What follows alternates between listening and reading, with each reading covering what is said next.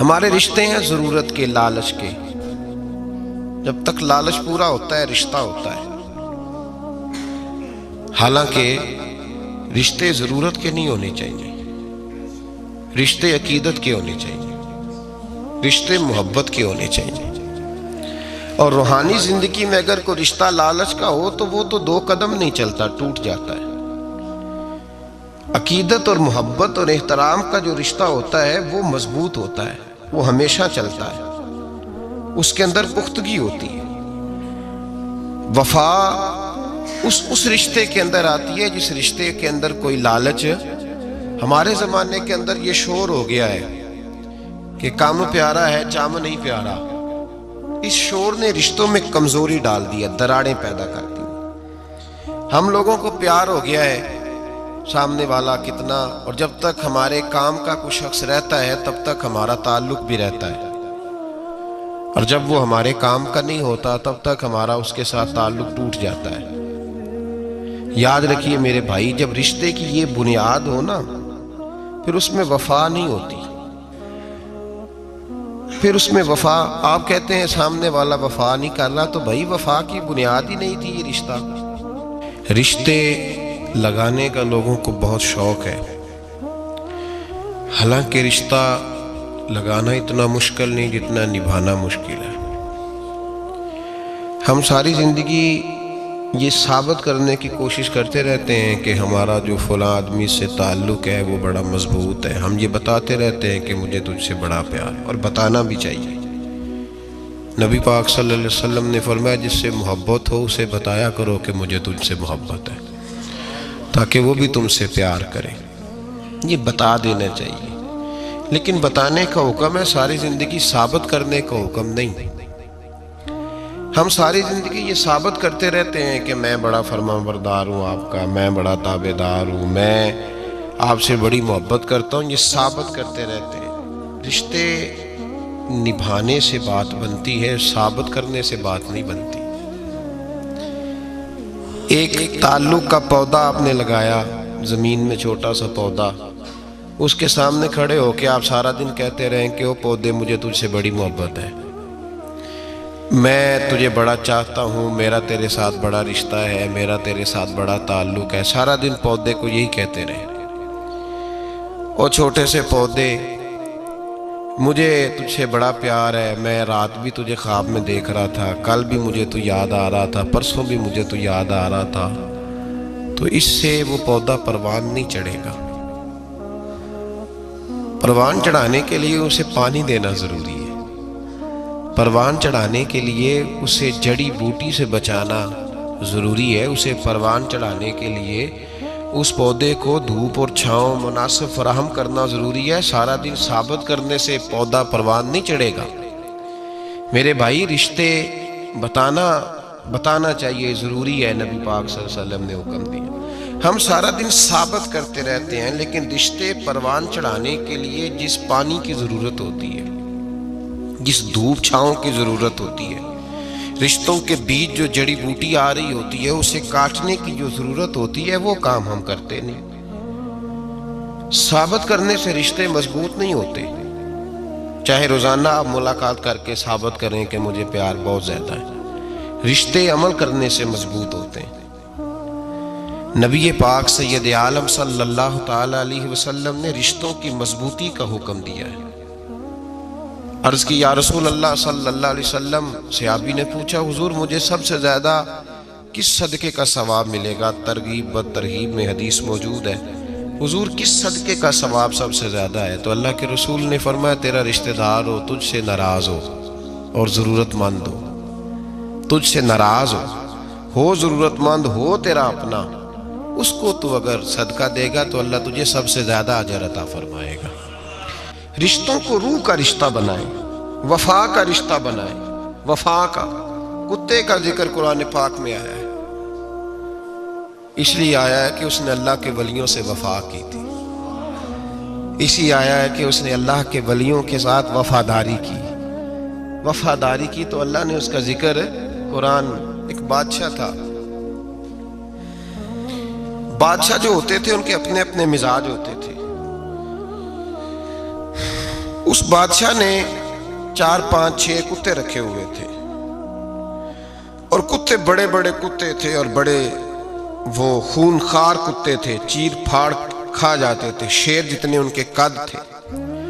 بادشاہ تھوڑا سا کسی آدمی سے ناراض ہوتا نا تو ایک بہت بڑے پنجرے کے اندر ایک بہت بڑا سلاخوں کا گھر اس نے بنایا ہوا تھا، اس میں کتے ہوتے تھے، اور کتے کو جب باندھ کے رکھا جاتا ہے تو زیادہ زہریلا ہو جاتا ہے، وہ زیادہ اس کے اندر کرواہٹ آتی ہے، زیادہ کاٹتا ہے۔ اس نے قید کیے ہوئے تھے، کتے تو بڑے زہریلے تھے۔ جس آدمی سے بادشاہ تھوڑا سا ناراض ہوتا نا تو وہ کتے کے آگے اس آدمی کو ڈالتا، کتے اس کو چیر پھاڑ کے کھا جاتے۔ یہ سزا تھی، لوگوں کو پتا تھا۔ بادشاہ کے وزیر نے بڑی خدمت کی بادشاہ کی، 35 سال تک نوکری کی، لیکن ہر سورج نے غروب تو نہیں ہوتا ہے نا، ہر چاند نے ڈھلنا بھی ہوتا ہے۔ اب بوڑھا ہونے لگا، وہ جو مضبوط حافظہ تھا وہ کمزور ہونے لگا، ہلکی ہلکی غلطی۔ بادشاہ مزاج کا بادشاہ تھا، پر نہیں سمجھ میں آیا تو میں نے کہا کہ لوگ کہتے ہیں ہمیں کاموں پیارا ہے، چم نہیں، تو رشتہ وفا کا تھا ہی نہیں۔ وزیر سمجھنے لگا کہ اب نہ میں بھی غلطیاں کرنے لگا ہوں تو ایسا نہ ہو کسی دن میں بھی ان کتوں کا شکار ہو جاؤں۔ اس نے بادشاہ سے کہا کہ بادشاہ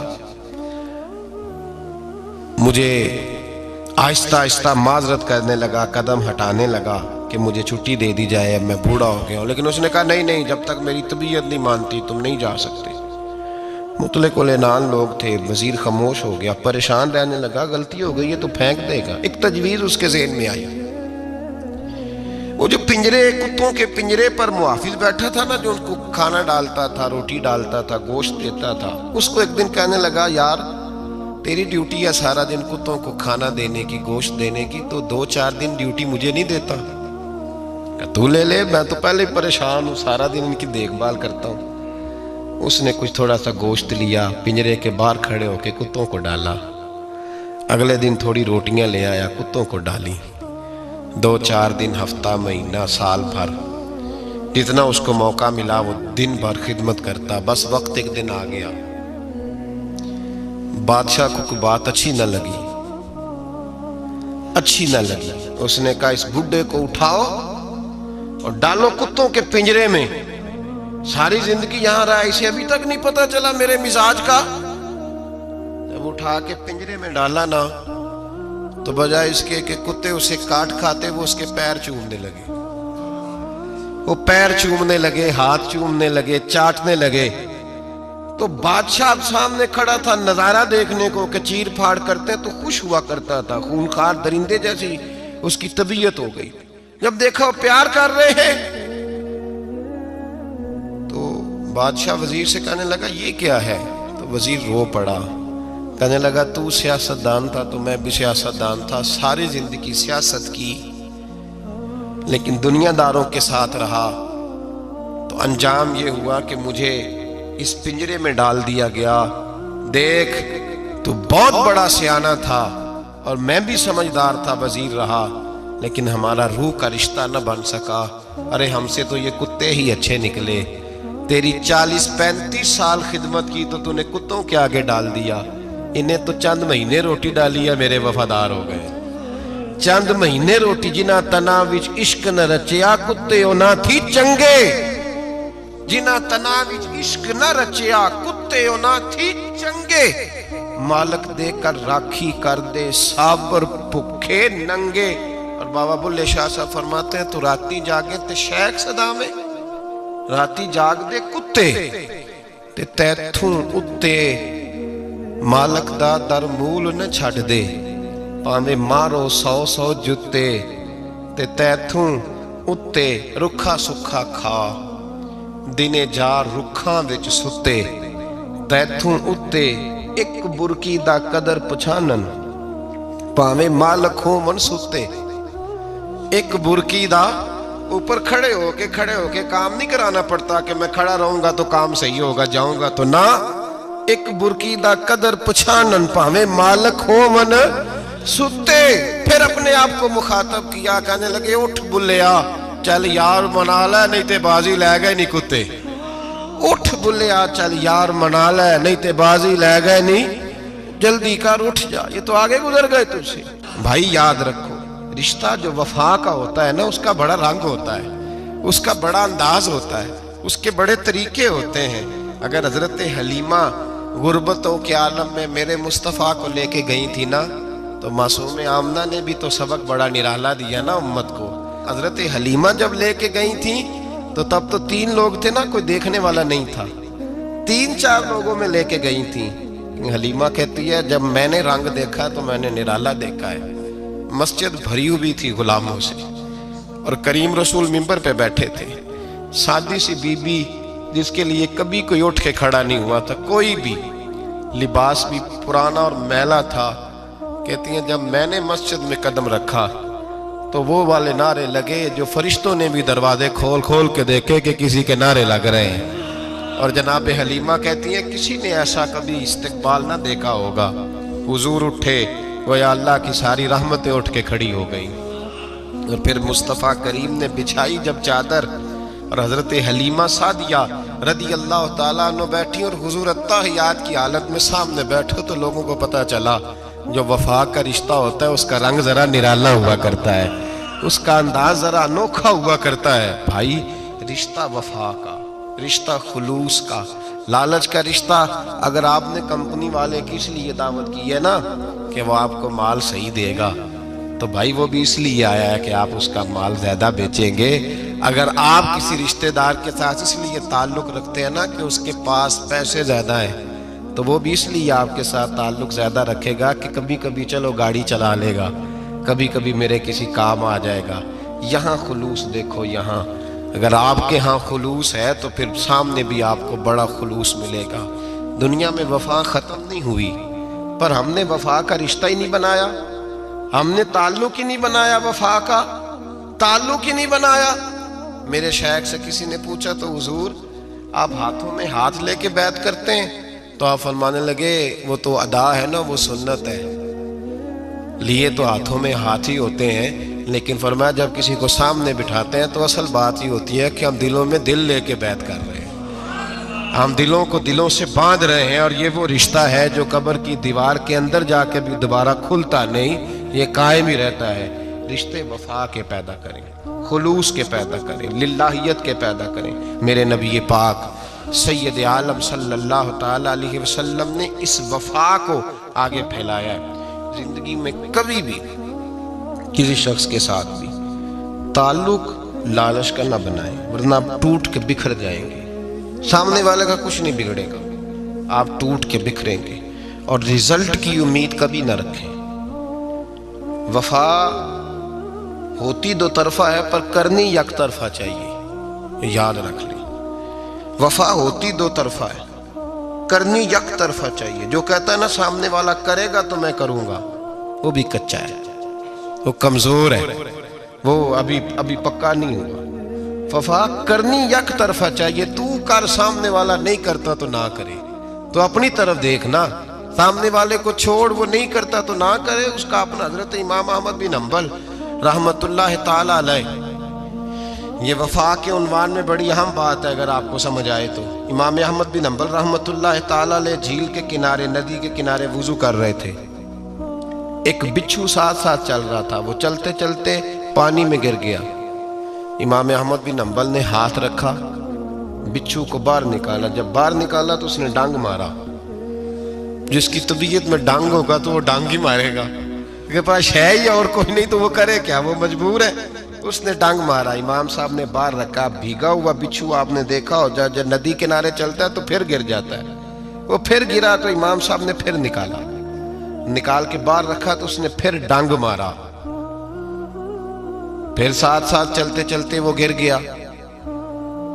कई दफे ऐसे हुआ, कई दफा इमाम साहब ने निकाला। एक शख्स करीब खड़ा देख रहा था, वो कहने लगा हुजूर बस करें, आप निकालते हैं वो डांग मारता है, छोड़ दें। आप फरमाने लगे अच्छा भाई बड़ा तू अजीब मशवरा दे रहा है, वो अपनी बुरी आदत पे डट गया है तो मैं अच्छी आदत ही छोड़ दूं। وہ بری نہیں چھوڑ رہا، ڈٹ گیا، بار بار ڈانگ مارتا ہے تو میں اچھی چھوڑ دوں؟ آپ اپنی طرف دیکھیں گے، ہماری طرف سے کوئی کمی نہیں آنی چاہیے، سامنے والا جانے، اس کا کام جانے، وفا کا رشتہ مضبوط رکھیں، دوستی کا تعلق مضبوط۔ اور میاں صاحب نے کہا چنگی مندی سجنا کولو 100 واری ہو جاتی، کنی واری؟ پکی گل ہے نا جی، کنی واری؟ میاں صاحب نے کہا ہے 100 واری، ہم تو ایک باری بھی معافی دینے کو تیار نہیں۔ چنگی مندی سجنا کولو، ایسے نہیں آنے جانے والے سے نہیں، اس کے معاملے میں تو ہم خوددار ہیں نا، ہر ایک سے نہیں سنتے، وہاں تو ہم خوددار ہیں۔ سجنا کولو چنگی مندی سجنا کولو 100 واری ہو جاندی، یار یاراں دا گلا نہیں کر دے اصل پریت جنہ دی۔ اور پھر یہ بھی کہتے ہیں پانی پرن سہیلیاں رنگا رنگ کڑے، اسی پریا اس دا جانیے جس دا توڑ چڑھے، پریا اس دا جانیے جس دا، یاد رکھ لیں، پریا اس دا جانیے جس دا۔ مزہ تب بھی ہے کہ حضرت ابوبکر صدیق کا جنازہ روضہ رسول پہ رکھا جائے تو مصطفیٰ کریم کا دروازہ خود بخود کھول جائے اور حضور فرمائے لاؤ دوست کو دوست کے ساتھ ملا دو، پانی پرن سہیلیاں تے رنگا رنگ کڑے، پریا اس دا جانیے جس دا توڑ۔ رشتوں کو ثابت نہ کریں، رشتوں سے وفا کریں، ثابت نہ کریں میرا بڑا رشتہ ہے، آپ پتہ چلنا چاہیے کتنا رشتہ ہے۔ اگر آپ تعلق رکھتے ہیں نا، یاد رکھیں اتنی دیر کے جتنی دیر کام چلتا ہے، جتنی دیر ہمارا کسی دوست کے ساتھ تعلق ہے، تو یہ رشتہ کمزور ہے، اس میں وفا نہیں ہوگی اور کسی نہ کسی جگہ پہ ٹوٹ جائے گا، کسی نہ کسی جگہ پہ آ کے ختم ہو جائے گا۔ صوفیاء یہ کہتے ہیں کہ اولاد کے ساتھ بھی اس تمنا کا رشتہ نہ رکھو کہ وہ میری وفادار ہوگی اور میری وہ کل کو خدمت کرے گی۔ کمیٹی نہ ڈالو کہ یہ بچے ہیں تو بڑے ہوں گے تو میں آرام سے بیٹھوں گا تو میری پینشن لگ جائے گی، یہ روٹی کما کے لائیں گے، یہ تو کمیٹی ہے، اولاد تو نہ ہوئی، کمیٹی نہ ڈالو، چھوڑو اس چکر کو۔ اولاد فرما بردار اگر ہوگی تو اپنے فائدے کے لیے ہوگی۔ ہم نے اسے یہ لالچ بھی، حضرت عبداللہ بن مبارک رحمت اللہ تعالیٰ علیہ فرماتے ہیں لالچ کے رشتے ہیں دنیا کے، لالچ کے۔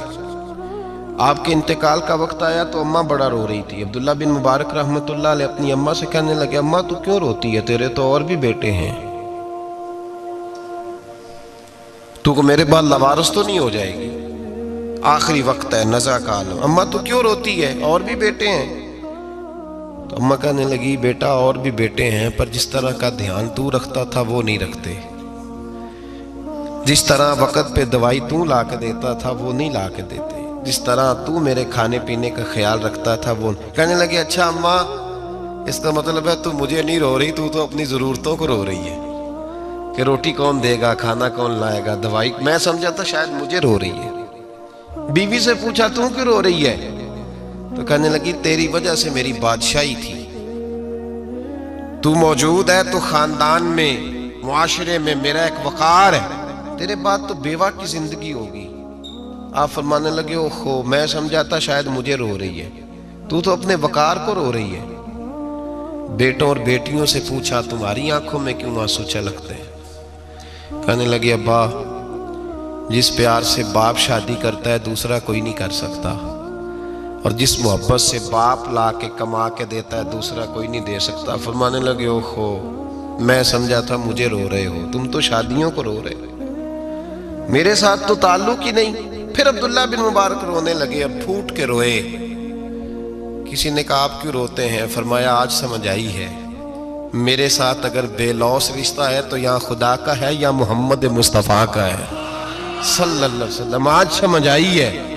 وہ میں نے جن کے ساتھ تعلق مضبوط کیا ہی نہیں، کبھی فجر چھوڑی، کبھی زور چھوڑی، کبھی یہ رہ گیا، کبھی وہ رہ گیا، کبھی داڑھی کا پروگرام بنا، کبھی رہ گیا، جن کے ساتھ میں کمزور تھا وہ میرے ساتھ مضبوط تھے، اور جن کے ساتھ میں مضبوط تھا ان کا میرے ساتھ کیا حال تھا۔ یہ کمزوری ہے رشتوں میں، وفا نہیں۔ ہمیں تو بھائی کام پیارا ہے، چم نہیں، بالکل۔ بچے شکایت کرتے ہیں، کہتے ہیں ابا کماؤ پتر سے پیار کرنے لگا ہے، بچے شکوہ کرتے ہیں، کہتے ہیں جو آدمی جیب میں زیادہ پیسے ڈالتا ہے ابا جی کا پیارا ہے۔ باپ شکوہ کرنے لگے ہیں، کہتے ہیں میں مالدار ہوتا تو میرے بچے بھی فرما بردار ہوتے۔ تو بھائی یاد رکھو رشتہ وفا کا ہو تو قائم رہتا ہے اور بے وفائی کا ہو تو ٹوٹ جاتا ہے۔ مدینے کے محبوب سید عالم صلی اللہ علیہ وسلم نے مکہ فتح کیا، شور ہو گیا، اذا جاء نصر اللہ والفتح، فتح ہو گئی، ان فتحنا لک فتحا مبینا کے جلوے نظر آنے لگے۔ آج عرب کا نقشہ بدل گیا، حالات تبدیل ہو گئے، دنیا بدل گئی۔ محبوب پاک سید عالم صلی اللہ علیہ وسلم اس شان سے مکے میں داخل ہوئے کہ ہر کونے سے نبی پاک کے نام کے نعرے بلند ہونے لگے۔ ابھی 10 سال پہلے نبی پاک روتے ہوئے مکے سے نکلے تھے، 10 سال قبل روتے ہوئے گئے تھے اور 2 غلام حضور کے ساتھ تھے۔ آج اسی مکے میں حضور آئے ہیں تو لگتا ہے پہاڑ اور پتھر بھی میرے رسول کے نعرے لگا رہے ہیں۔ تو ایک عروج ہو گیا، حالات ایک نیا رخ اختیار کر گئے، اور مکہ مکرمہ کے اندر اللہ تبارک اب تو احاطہ بڑا ہو گیا ہے، مطاف بہت بڑا ہو گیا ہے، حرم شریف کی مسجد کو وسعت دے دی گئی ہے، لاکھوں لوگ آ سکتے۔ اس وقت جب 10,000 لوگ آئے نا تو سیرت نگار کہتے ہیں یوں لگا جیسے درختوں پہ بھی لوگ چڑھے ہوئے، پہاڑوں پہ بھی لوگ، اتنا مجمع تھا، کہاں 2-3 لوگ اور کہاں ہزاروں کا اجتماع۔ میرے نبی پاک صلی اللہ علیہ وسلم نے طواف کیا اونٹنی پہ بیٹھ کے کعبے کا، پھر میرے محبوب تشریف لائے اور حضور نے خانہ کعبہ کا دروازہ کھولا، پھر میرے نبی پاک نے بت توڑے، پھر میرے محبوب نے خانہ کعبہ کے دروازے میں کھڑے ہو کے خطبہ ارشاد فرمایا، پھر میرے رسول پاک صلی اللہ علیہ وسلم کے جلوے زمانے نے دیکھے۔ ان سارے حالات میں دنیا نے ایک وفا کا عجیب منظر دیکھا کہ اس موسم بہار میں نہ تو آواز حضرت ابو بکر کے نام کی بلند ہوئی، نہ عمر فاروق اور نہ مولا علی کے نام کی بلند ہوئی، اس مجمع عام میں محبوب پاک کی آواز گونجی تو رب کریم کے حبیب نے فرمایا این بلال، میرا بلال کہاں ہے، میرا بلال کہاں ہے، اس کو بلاؤ نا، کدھر ہے بلال۔ عجیب رنگ وفا دیکھا نا لوگوں نے، یہ وفا فرمایا بلال کدھر ہے۔ حضرت بلال ہاتھ باندھے سب سے پیچھے، وہ شہرت سے بچنے والا پیچھے پیچھے رہتا ہے، جی چاہتا ہے ساری غزلیں اس ظالم کے نام کروں۔ پیچھے تھے حضرت بلال رضی اللہ تعالیٰ عنہ، دوڑے حضور میں حاضر ہوں، فرمایا ادھر آ یار، کعبے کی چھت پہ تو چڑھ ذرا، آذان تو سنا۔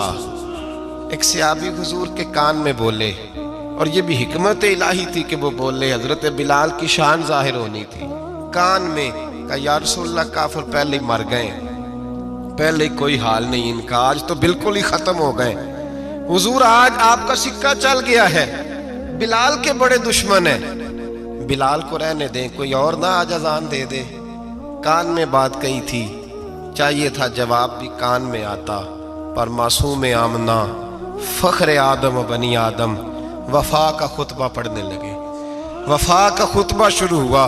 میرے حبیب علیہ السلام نے فرمایا، کان میں بات کی تھی، حضور کان میں جواب دیتے، لیکن حضور نے فرمایا چپ کر یار، تو نے عجیب بات چھیڑ دی ہے، جب مکے میں پتھر کھانے ہوں تو بلال، اور جب بدر میں تلواریں چمکے تو بلال، احد میں پتھر برسے تو بلال، اور گلے میں کس کے رسی باندھ کے سے مکے کی گلیوں میں گھسیٹا جائے تو بلال محمد محمد کہے، اور آج اللہ عزتیں دے تو کسی اور کو چڑھاؤں، فرمایا چپ کر کے سارے نیچے کھڑے رہو۔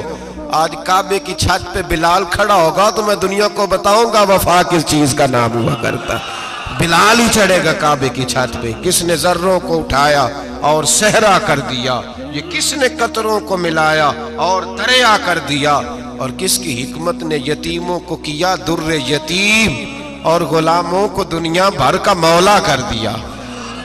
رشتے ثابت نہ کریں، رشتے مضبوط کریں، مضبوطی والی ڈیوٹی سر انجام دیں۔ اللہ اپنے ساتھ، اپنے محبوب کے ساتھ، اپنے نیک بندوں کے ساتھ ہمارے رشتوں کو مضبوط فرمائے، آمین۔ آخر دعوانا